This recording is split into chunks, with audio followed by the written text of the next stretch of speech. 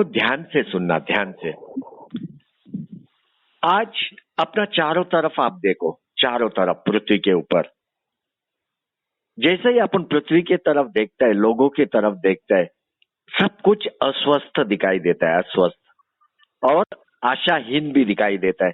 ऐसा लगता है ये परिस्थिति में से अपन निकलेगा नहीं।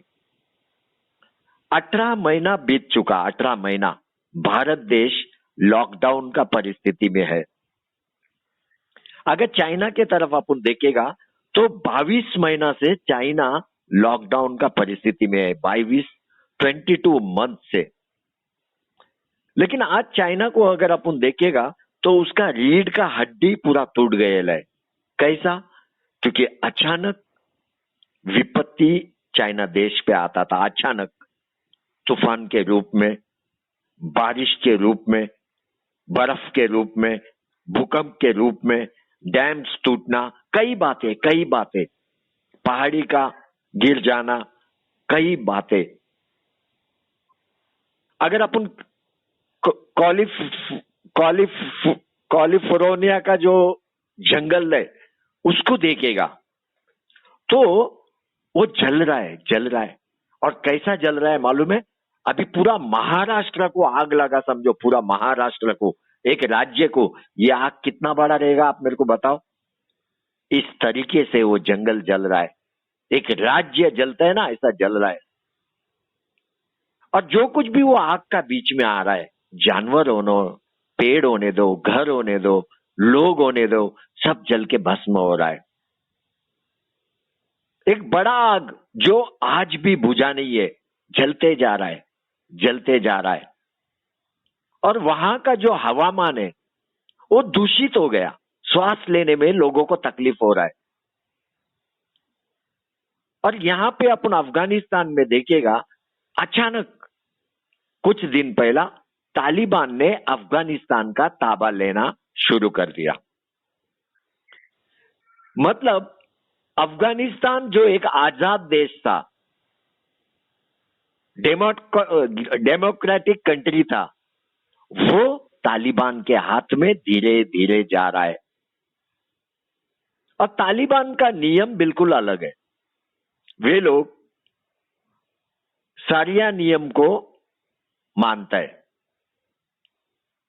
कि स्त्री लोग अपना चेहरा बता नहीं सकते, स्त्री लोग काम पे नहीं जा सकते, ऐसा कई बातें हैं। उसमें मैं जाएगा नहीं। देखो, बाइबल में केवल पृथ्वी पे, मैं बोलता है केवल बाइबल में सब कुछ लिखा हुआ है, शुरुआत से लेके अंत तक अपन सब बातें बाइबल में आपको मिलेगा। अपन कौन से दिनों में जीवन जी रहा है ये भी आपको बाइबल पे मिलेगा। सब कुछ बाइबल में लिखा हुआ है। आज के दिन के विषय में भी बाइबल में लिखा हुआ है। अभी इधर एक प्रश्न है अपने को, बाइबल में क्या तालिबान के विषय में लिखा गया?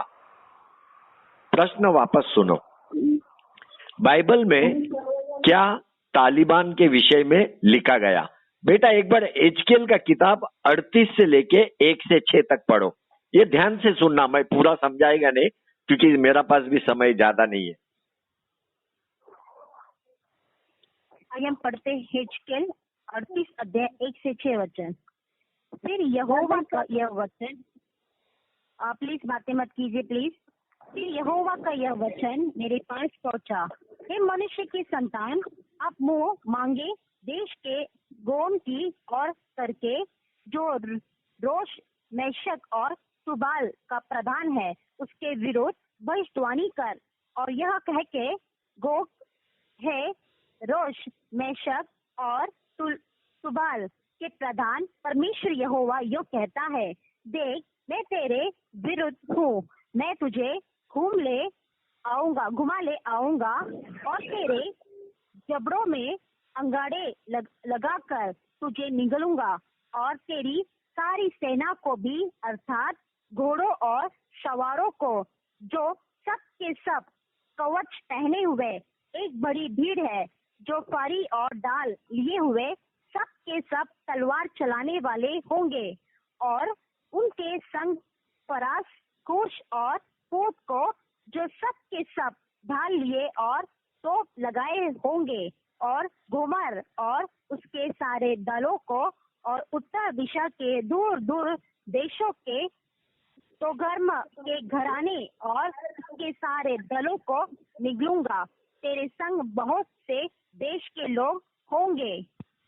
देखो अभी ध्यान से सुनना। ये कौन सा रेफरेंस कौन सा 38 1 to 6 1 से 6।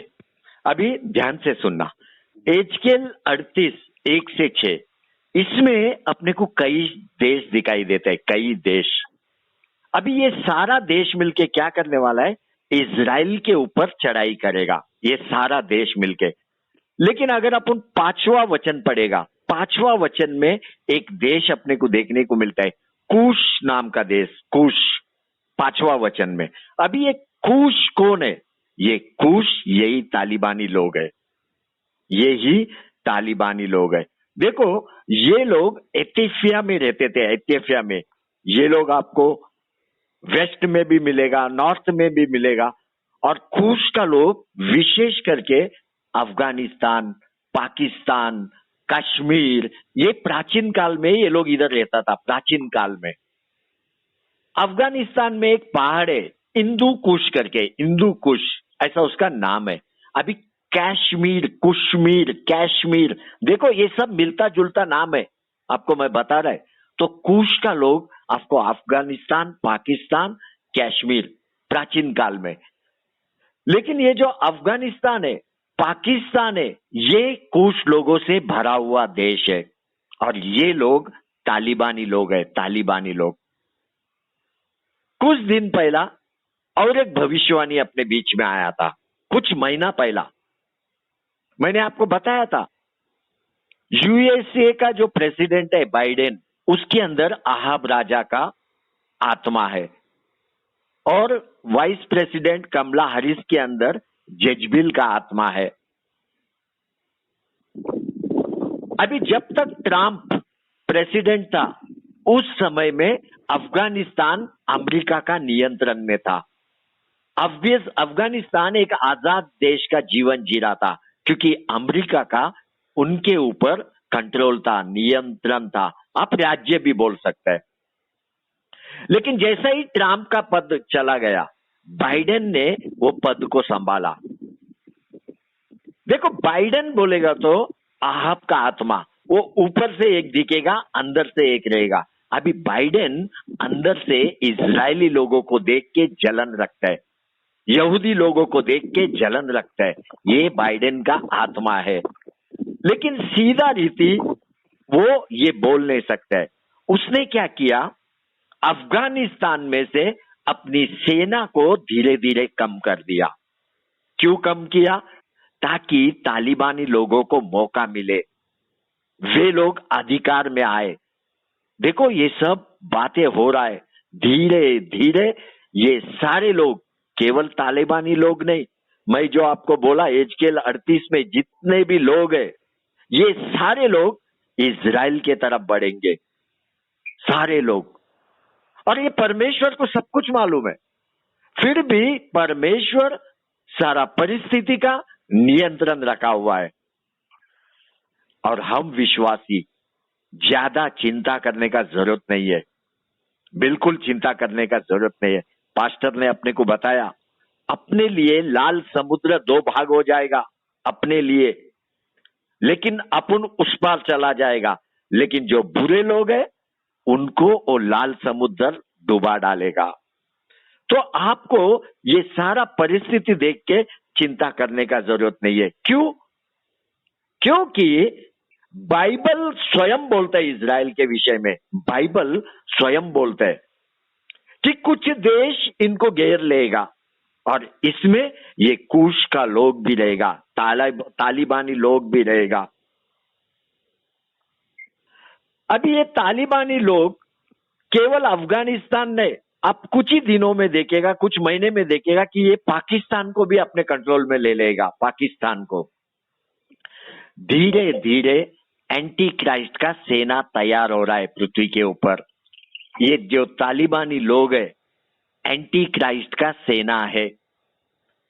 एक दिन आप देखेगा ये लोग और वो जो कुछ लोग है एजकेल का किताब में लिखेला, सभी लोग इजरायली का पहाड़ी को घेर लेगा, सभी लोग।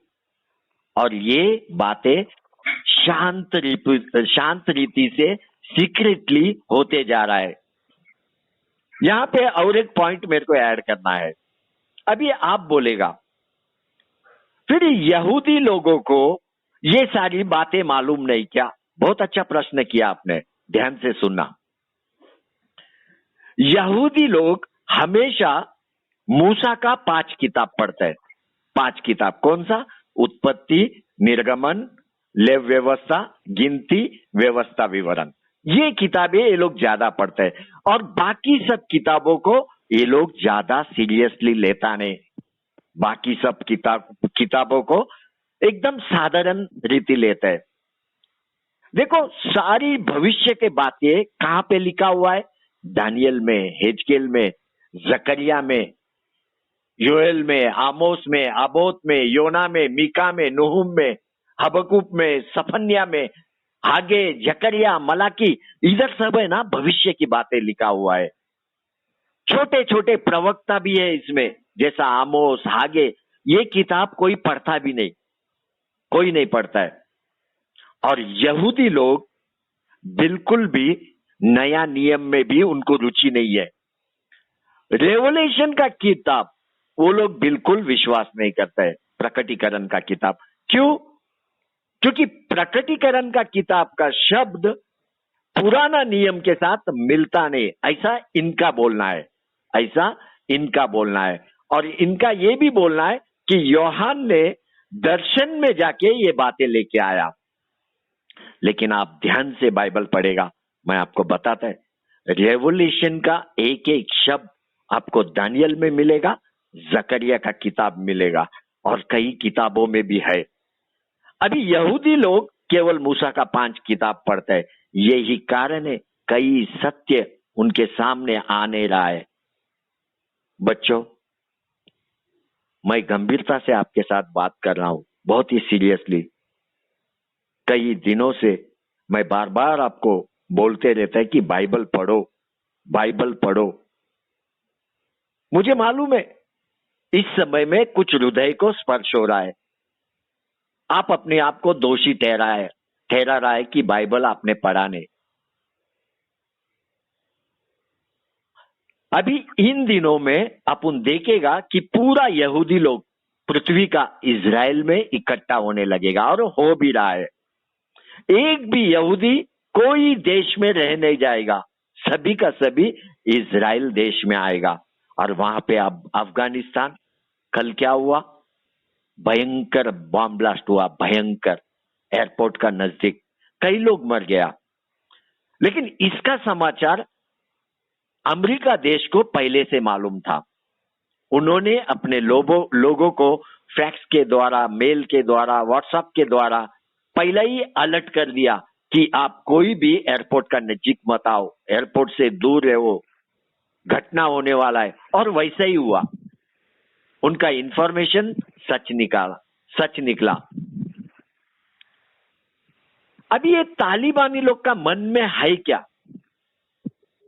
एक्चुअली तालिबानी के मन में यही है कि अफगान देश में से जितने भी विदेशी लोग हैं सब देश को छोड़ के चला जाए, सभी। लेकिन अफगानी देश का एक भी व्यक्ति देश को छोड़ना नहीं चाहिए, ये उनका मन में है, ये इनका विचार है।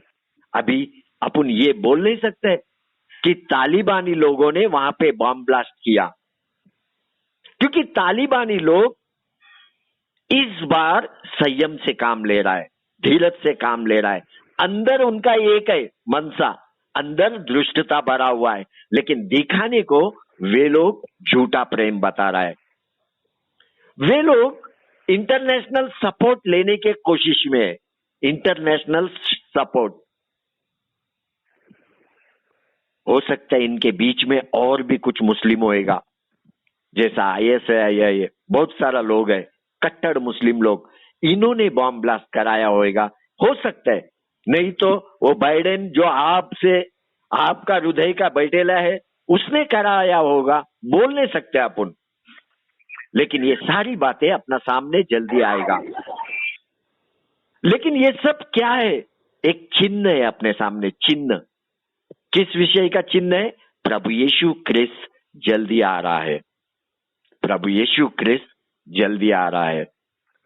एक बात विश्वासी को कभी भी नहीं भूलना है, ये बाइबल जो है ये परमेश्वर का योजना है। आज जो कुछ भी पृथ्वी पे होता है, जो भी घटना होता है, परमेश्वर का योजना के अनुसार है। और बाइबल में जितना भी लिखा हुआ है ये सब सत्य होने वाला है, सत्य, कुछ भी चूकने वाला नहीं है। इजराइल के अंदर तीसरा मंदिर भी बनाया जाएगा। और आपको मालूम है आज यहूदी लोग किधर प्रार्थना करते हैं? वो दीवाल के तरफ अपना मुंह को करके वे लोग प्रार्थना करते हैं, दीवाल के तरफ। लेकिन कुछ दिन पहला मैंने न्यूज पढ़ा, वे लोग धीरे धीरे उस मंदिर के अंदर, जो मुस्लिम का मंदिर है ना, पवित्र मंदिर, उसके अंदर जाके चुप चुप के प्रार्थना कर रहा है, दीवाल का उस तरफ जाके प्रार्थना कर रहा है। ये सब हो रहा है धीरे धीरे। और बाइडेन आगे जाके सपोर्ट भी करेगा तीसरा मंदिर बनाने के लिए। तीसरा मंदिर बनना, इसका मतलब क्या है? 7 साल का महासंकट काल का समय शुरू हो गया। इसका मतलब यह है, अब ये तालिबानी लोग दूसरा कोई नहीं, ये लोग हेजकेल का किताब 38 का 5 वचन का कुश लोग है, कुश। एक बार लूक 21 का 25 पढ़ो बेटा, लूक 21 का 25।